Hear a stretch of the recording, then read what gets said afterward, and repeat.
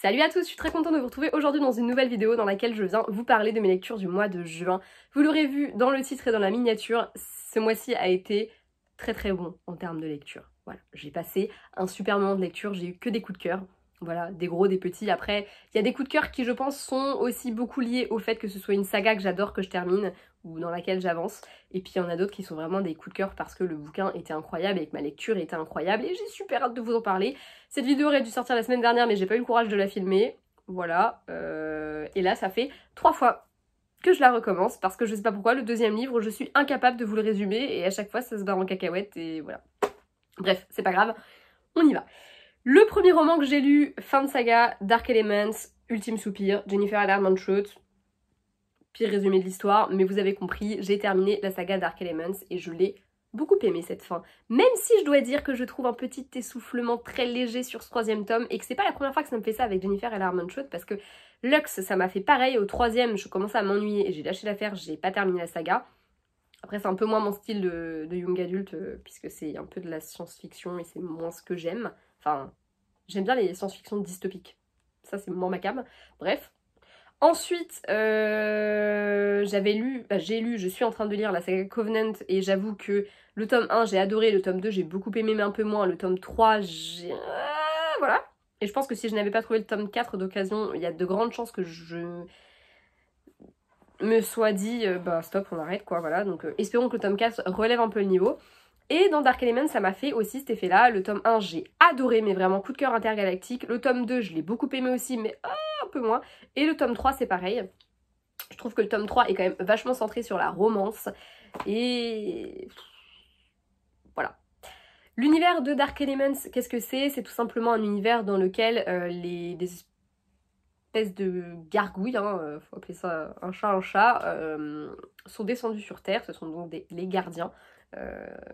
Ils sont tout simplement envoyés par les alphas, aka les anges, plus ou moins, si on veut vraiment être cohérent, c'est ça, et donc par Dieu lui-même, pour protéger la Terre et les humains des démons, et surtout empêcher que les humains ne soient au courant de l'existence des démons. Voilà, donc démons, anges, tout ça, la guéguerre, et au milieu de ça, on a Layla, une jeune fille qui est mi-gardienne, mi-démon. Elle a jamais vraiment réussi à trouver sa place parce qu'elle n'est pas tout à fait gardienne, elle n'est pas tout à fait démon non plus, elle a été élevée par des gardiens qui ont beaucoup de mal avec les démons. Bref, vous l'aurez compris, la pauvre petite Layla, elle est un peu paumée dans ce monde. Et tout va être un peu remis en question lorsqu'un démon du nom de Ross va faire sa connaissance et un peu lui en apprendre davantage sur ses origines et sur qui elle est vraiment. J'ai adoré cette saga, c'était vraiment une saga formidable, les personnages sont fous, j'ai beaucoup aimé les choix scénaristiques au niveau de la romance, j'avais très peur puisqu'on a affaire à un triangle amoureux et j'avais très peur du résultat. Je vais pas trop en dire mais disons que je suis plutôt satisfaite de la personne qui a été choisie dans le cœur de Layla, voilà. Mais j'en dis pas trop parce que je crois que j'avais clairement fait savoir qui je préférais des deux mâles dans la vidéo où je parlais du tome 2, donc voilà, je ne veux pas trop en dire, même si, bon, je pense que vous aurez déjà tous deviné. Bref, je suis plutôt satisfaite, encore une fois, des choix qui ont été faits. Je trouve que ce soit pour clôturer l'intrigue autour, notamment des origines de Layla et de tout ce que ça implique, je trouve que les choix sont plutôt pas mal. J'ai trouvé la fin peut-être un petit peu précipitée. Je trouve que l'autrice s'est tellement centrée sur l'espèce de... enfin, sur la romance, pas sur l'espèce, c'est une romance, que je trouve que sur certains points, elle est allée un peu vite en besogne et que la fin est peut-être un peu rapide. Voilà. Un peu rapide, un peu facile, et je trouve ça dommage parce que la saga était vraiment top. Malgré tout, je suis quand même contente des choix qui ont pu être faits et de la manière dont ça a été amené quand même. Je trouve qu'il y a quand même de l'action dans ce récit et de toute façon, encore une fois, comme le choix de cœur de Layla me plaît, forcément, bon, ma foi, j'étais pas non plus malheureuse de voir des petits moments d'amour, quoi. Hein, mais... un peu déçue quand même de ce tome 3, malgré tout je peux pas m'empêcher de dire que c'est un coup de cœur parce que je pense que il clôture quand même bien la saga. J'aime le fait qu'il y ait quelques questions qui restent un peu en suspens, notamment quant à l'identité de Dieu. Et ça, si vous avez lu, vous savez à quoi je fais référence. Je trouve qu'il y a des choses qui planent comme ça, qui sont pas inintéressantes du tout et non, c'était vraiment une bonne saga avec une bonne mythologie, une histoire qui tient la route, et voilà, et j'ai beaucoup aimé, je vous la conseille. Je pense que c'est ma saga préférée de Jennifer Armentrout. Déjà parce que 3 tomes, je trouve que c'est parfait. Après, je trouve que moi personnellement, les sagas qui sont plus longues que 3 tomes, ça a tendance à... Je trouve ça long, voilà. Donc là, c'était très bien. Très bien. Et vraiment, c'est une saga que je vous conseille. J'ai adoré. Et j'aimerais bien savoir aussi si vous l'avez lu, si vous aussi vous trouvez qu'il y a une espèce de... Comment dire, d'essoufflement. Voilà, n'hésitez pas à me le dire. Bref. Ensuite, on va parler de Braillard Université, le tome 4, The Dare, de Elle Kennedy, qui est sorti il y a très peu de temps et que j'ai lu également, et qui du coup me fait clôturer une deuxième saga au mois de juin. Il faut avouer que c'est plutôt pas mal. Vu que c'est mon objectif de l'année, c'est d'en finir un maximum, honnêtement, j'avoue que je suis très fière de moi. Dans ce récit, on va suivre Connor et Taylor, qui, une chose en entraînant une autre, vont se retrouver, une chose en entraînant une autre, vont se retrouver à jouer le faux couple jusqu'à tomber peut-être un petit peu quand même amoureux. Ce que j'adore dans cette saga, c'est toujours cette je sais pas, je trouve que c'est fun, c'est frais, c'est génial. C'est une saga que j'adore, j'avais adoré les off-campus qui sont clairement en tête du classement, voilà. Mais là, j'avoue que Braillard Université, c'est vraiment top aussi. Bref, j'adore. J'adore. Et quitter cet univers me fait vraiment chier. J'avais été hyper contente d'apprendre qu'il y avait du coup un synopsis, mais n'importe quoi, hein. Un spin-off. Hein. Ouais. Bref, off-campus. Et j'avoue que ça me fait un peu chier que ça soit terminé parce que c'était vraiment cool d'être à l'université avec eux, de suivre les matchs de hockey. Ça m'a trop ambiancé, toute cette ambiance hockey, alors que c'est vrai que c'est pas ce que je connais le plus. Parmi les sports, on va dire qu'on peut voir couramment, je suis un peu plus attirée par tout ce qui est basket. Parce que je connais un peu plus, parce que mon frère kiffe trop la NBA, donc forcément, il m'en rebat les oreilles tout le temps. Donc disons que je suis plus happée dans ce monde-là, mais franchement, ça m'a trop hypée. Et j'ai kiffé cette saga, et je vous la conseille de ouf. Mais je vous conseille encore plus Off Campus. De toute façon, vaut mieux lire Off Campus en premier, puis après Braillard Université. Ce tome-ci, je l'ai aimé, mais c'est loin d'être mon préféré. J'ai beaucoup aimé le fait que les deux personnages soient hyper différents et en même temps hyper similaires. Taylor, c'est une jeune femme qui est très mal dans sa peau, elle s'aime pas trop, elle est un peu ronde et elle a souffert de grossophobie, donc forcément c'est pas facile. Et en plus de ça, elle est entourée en permanence de nanas qu'elle trouve toujours hyper belles. Et en face, on a Connor qui lui est super à l'aise dans sa peau, mais a beaucoup de mal avec la personne qu'il est. Il a l'impression qu'il est pas... Bon, on va dire que Taylor, elle a l'impression de pas être méritante sur le côté physique, alors que et lui, c'est plutôt sur le côté moral. Son passé pèse énormément sur lui. Et tous les deux, ils ont vraiment ces complexes qui sont hyper ancrés en eux et qui font que à un moment et à l'autre, enfin, ils ont pas du tout confiance en eux et ça finit par un peu les bouffer, même quand leur relation, elle devient réelle en fait. J'ai trouvé que c'était vachement bien écrit pour ça.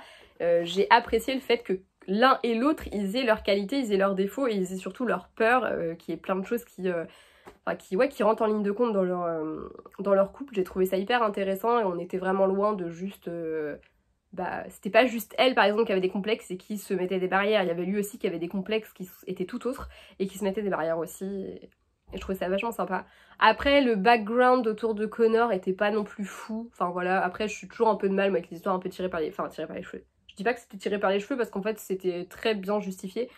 Mais il y avait 2-3 éléments qui m'ont un peu fait lever les yeux au ciel où je me suis dit ok, bon, ouais, pas fou non plus quoi.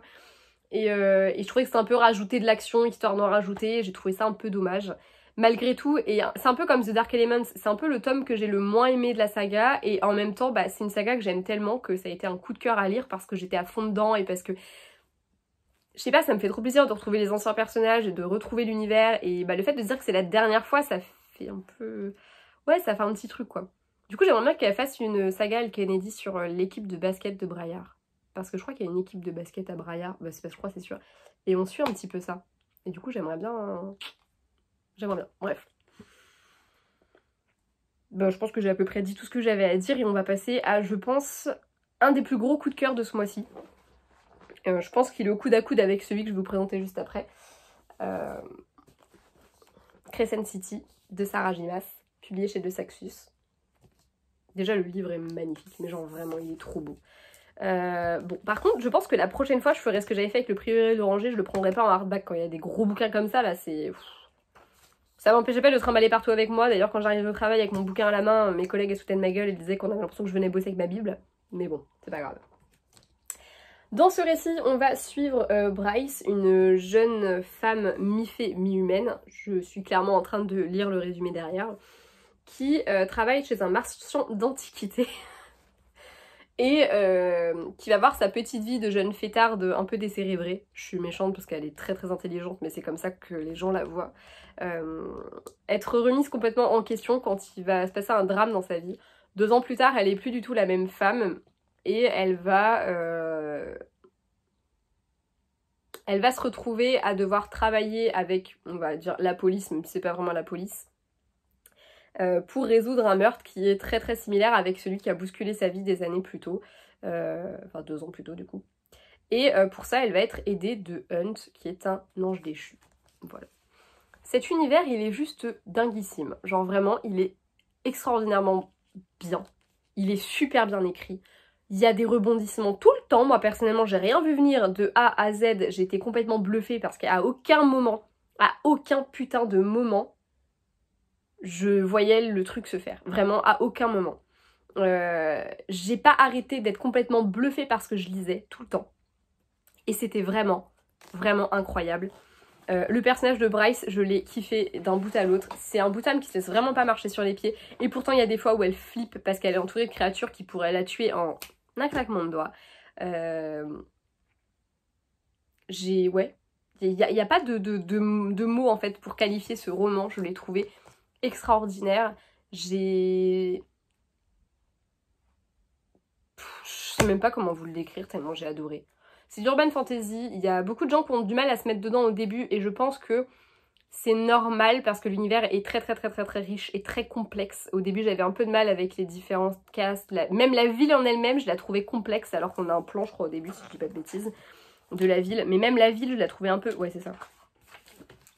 Je la trouvais un petit peu complexe à comprendre parce qu'il y a différents petits trucs où j'avais du mal. Là, on a toutes les races et compagnie, mais même avec ça, j'avais un peu de mal au début à cerner qui était qui, quoi, quand, où. Après, je trouve que globalement, ça va, il n'y a pas tant de personnages que ça, et assez rapidement, on arrive voilà, à se dire qui est qui. Les personnages masculins sont extraordinaires. Hunt, je l'ai beaucoup aimé, mais je pense que celui que j'ai préféré, c'est l'elfe, là. Comment il s'appelle? J'oublie son nom. Bon, comme d'hab, de toute façon. Bref, l'elfe, bah, je l'ai adoré. C'est pas un elfe en plus, hein. Je suis une garce, c'est le prince des fées. Et moi, je dis que c'est un elfe. Bref, je l'ai adoré. J'ai adoré absolument tous les personnages, je les ai trouvés géniaux. L'histoire, elle est très poignante, très prenante. Le fait de suivre une espèce d'enquête et qu'en même temps, bah, évidemment, il y a chaque personnage qui intervient avec ses petits trucs et tout ça.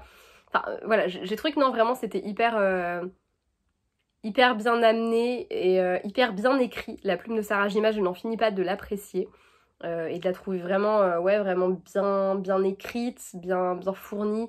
La narration était folle. Puis non, vraiment, l'histoire était vraiment géniale et c'est un roman que je vous conseille. Oui, il fait peur parce qu'il fait quasiment 1000 pages et c'est vraiment une bricasse. Tu veux tuer quelqu'un avec ton livre, il n'y a pas de souci, tu y arrives sans problème. Mais franchement, faut passer ce cap-là. Il me fait peur ce livre parce que c'est un énorme coup de cœur. Vraiment. Je l'ai adoré. Je me rappelle un matin, je n'ai pas lâché mon livre de la matinée. J'ai même pas mangé le midi parce qu'il fallait que j'aille bosser. Tellement j'étais à fond dedans et je voulais à tout prix le terminer parce que bah, je voulais connaître la fin quoi. Et j'ai super hâte de découvrir la suite. Ça ne se termine pas sur un cliffhanger mais ça ouvre plein de portes, plein de possibilités. Et j'ai très hâte de voir ce que l'auteur va en faire. Parce que vraiment, c'était génial. Voilà. C'est tout pour moi. Je sais même pas quoi en dire en fait, c'est ouf, quand j'ai des coups de cœur, je sais pas quoi en dire tellement c'est génial. Et je pense que ça va être pareil pour le tome 2 de Nevernight de J. Christophe, Les Grands Jeux, publié toujours chez De Saxus, dans encore une fois une édition absolument sublime. Voilà. Donc comme je vous l'ai dit lors du book haul, mon frère s'est jeté dessus dès qu'on l'a eu, il l'a lu, il l'a kiffé, il a fait que de me faire chier pour que je le lise, et je l'ai lu et j'ai adoré, c'était génial, c'est un livre incroyable, c'est une saga incroyable et j'ai qu'une hâte, c'est d'avoir la suite entre mes mains et je ne sais pas quand elle va sortir en France mais c'est ma seule hâte, genre vraiment, c'était tellement, mais tellement extraordinaire, vraiment. C'est... Le tome 1 était déjà parfait, mais le tome 2 est parfait également. Je me demande même s'il le surpasse pas par certains aspects. Je saurais pas vous décrire l'univers de Nevernight, alors je vais pas essayer de le faire. Disons simplement que Mia est une jeune femme qui, après avoir vu son père se faire se faire pendre pour trahison, a décidé de le venger. Elle était toute petite quand c'est arrivé, elle a été secourue par Mercurio, qui est un homme de l'Église Rouge. L'Église Rouge, c'est tout simplement les plus grands assassins du royaume. C'est pas très légal ce qu'ils font, voilà, mais tout le monde sait qu'ils existent et personne ne fait vraiment rien pour les démanteler. Bref, on va suivre Mia dans le tome 1 qui suit une formation pour devenir une lame de l'église. Et voilà, et ça c'est la suite et c'est trop bien. J'ai adoré ce tome-là, il se passe toujours quelque chose. Au début en plus on suit deux intrigues en parallèle. On suit une intrigue qui s'est passée avant et celle qui se passe maintenant. En fait l'intrigue qui a mené à ce qui se passe maintenant. On apprend encore plein de choses dans ce récit. Il y a des révélations d'un bout à l'autre. À la fin, j'avais l'impression qu'à chaque fois que j'avançais dans ma lecture, j'avais une révélation en plus et que je me prenais un petit taquet genre bam, ah tu t'y attendais pas celle-là, bam, celle-là non plus. Et c'était comme ça tout le temps et c'était juste génial. Bon sens que c'est bien écrit, je trouve la plume toujours aussi incisive, l'humour il est hyper mordant, hyper intéressant. Pareil celui-ci, ce qui est un peu particulier, c'est les notes de bas de page. Bah tiens, j'ouvre pile à un moment donné. Là voilà, nous avons une note de bas de page. Voilà, et le reste c'est le récit. Alors moi je sais que personnellement je les lis toutes, les notes de bas de page, et je les lis au moment où elles tombent dans le récit. Certaines personnes préfèrent y revenir plus tard quand ils ont fini un chapitre, d'autres ne les lisent pas du tout. Moi je les trouve hyper importantes, notamment parce que certaines m'ont aidé à comprendre un peu à l'avance certains trucs et à me les voir venir. Au fur et à mesure, il y avait des choses, des fois je me disais tiens, ça me rappelle quelque chose que j'ai lu en bas de page ça, et du coup après je me disais ah ouais putain c'est ça, c'est pour ça qu'il nous a raconté ça. Et en plus de ça, je trouve qu'on a vraiment l'impression que c'est Jay, Christophe, qui nous parle et qui nous dit clairement hey, t'as vu ça, machin, truc. Enfin, franchement, elles me font trop rire les notes de bas de page. Vraiment. Genre, je trouve déjà la plume hyper incisive, hyper. Je trouve qu'en plus, on a vraiment l'impression qu'on nous raconte l'histoire. Et je trouve que les notes de bas de page rajoutent un truc. Moi, personnellement, c'est un truc que j'adore dans cet univers aussi. Voilà, après, chacun fait comme il veut, etc. Mais moi, je les trouve hyper importantes. Et personnellement, ça ne me coupe pas dans ma lecture. Après, je suis le genre de personne qui est capable d'abandonner un livre en milieu d'une page. Donc, voilà, j'en suis capable. Je pense que sur d'autres personnes vont avoir plus besoin de se replonger dans les notes après coup. Moi en tout cas j'aime beaucoup, je trouve que ça rajoute un truc et on a l'impression de d'être complètement immergé dans ce monde-là, puisque souvent c'est des petites anecdotes sur le monde ou des petites blagues à la con et tout, enfin bref. En tout cas gros coup de cœur pour ce tome 2, j'ai qu'une hâte, c'est de lire la suite. Il y a de l'action en permanence, je trouvais déjà que c'était très vrai dans le tome précédent, mais là je trouve ça encore plus vrai ici. J'avais très peur parce que généralement les tomes 2 c'est des tomes qui font jonction entre le début, donc qui présente un univers, etc. et la fin où voilà, l'histoire se clôture. Là en l'occurrence je trouve vraiment que il est parfait, il est génial et j'ai vraiment kiffé. J'ai qu'une hâte, c'est lire le tome 3 et j'espère ne pas être déçue du tome 3 parce que je me dis bon si j'ai pas été déçue du 2, est-ce que je vais pas être déçue du 3? Je sais pas, mais en tout cas que ce soit mon frère ou moi on attend avec énormément d'impatience une annonce pour savoir quand est-ce que va sortir la suite et surtout qu'elle sorte du coup hein, parce qu'on a hyper hâte de le lire. J'attends notamment beaucoup de réponses concernant Mia et sur plein de petits détails comme ça, mais je veux pas trop en dire, je préfère vraiment que vous les lisiez. Vraiment, lisez Nevernight, c'est incroyable. C'est incroyable de chez incroyable comme univers. Bref, on va terminer avec quelque chose d'un petit peu plus doux, puisque le dernier roman que j'ai lu au mois de juin, c'était de la romance. J'ai lu le petit... J'ai lu Amant docile d'Emma Green, qui est donc le dernier tome de la saga... Cœur insoumis, corps impatient. Je crois que c'est corps impatient, amant docile. Non, oh je sais plus. Attendez, je vais vous dire ça tout de suite. Alors, corps impatient, cœur insoumis, amant docile. Alors moi j'ai fait les choses un peu à l'envers. J'ai lu cœur insoumis en premier. Après j'ai lu corps impatient. Quand il est sorti en poche, il est juste là. Et là j'ai lu donc amant docile. Et je dois dire que c'est mon tome préféré de la saga. Voilà. Le premier tome donc, que j'ai lu en deuxième, je l'avais moyennement aimé. Le deuxième plutôt que j'ai lu en premier, je l'avais bien aimé, mais il y avait eu 2-3 trucs que j'avais bof aimé. Et là dans celui-ci, j'ai tout aimé, j'ai adoré, je l'ai dévoré en, je crois, une demi-journée. Non, une journée, je suis un peu mytho, je crois que en tout ça fait une journée. Parce que je l'ai commencé le soir et j'ai terminé le lendemain. Donc ouais, en une journée je l'avais lu. J'étais littéralement à fond dedans. Dans ce récit, nous suivons Calliope, une jeune femme qui va décider de reprendre sa vie en main et de retrouver la trace de la fille qu'elle a été forcée d'abandonner quand elle avait 16-17 ans, je ne sais plus exactement. Seulement, elle ne s'attendait pas à tomber sur le père adoptif de sa fille, Lennon, et surtout à le trouvait plutôt pas trop mal le gamin, hein, voilà, et à s'imposer dans sa vie comme ça, voilà. En tout cas, je sais pas trop comment vous décrire plus que ça ce roman, parce que je pense que ça parle de soi, enfin, c'est cohérent, enfin, ce serait vous raconter l'histoire, ce serait vous raconter l'histoire d'amour qui va les... Ça veut rien dire, je sais pas ce que je dis. Bref, je vais pas vous épiloguer sur le résumé, vous avez compris un peu le concept. On a cette jeune femme qui essaie de trouver la trace de sa fille et va tomber en chemin sur le père adoptif de celle-ci, et voilà. Calliope, c'est un personnage qui est hyper torturé, elle a une histoire de famille qui est hyper complexe, on la découvre un peu plus dans le tome 2. Alors on la découvre dans le tome 2 et un petit peu, et on en apprend plus d'ailleurs dans le tome 2 sur vraiment tout ce qui s'est passé dans sa vie de famille, parce que Dante est beaucoup plus impacté, je pense. Enfin non, c'est faux de dire ça, je suis une garce. C'est pas pareil, on va dire. Ils sont pas impactés de la même manière. C'est des enfants battus, tout simplement, elle et ses deux frères.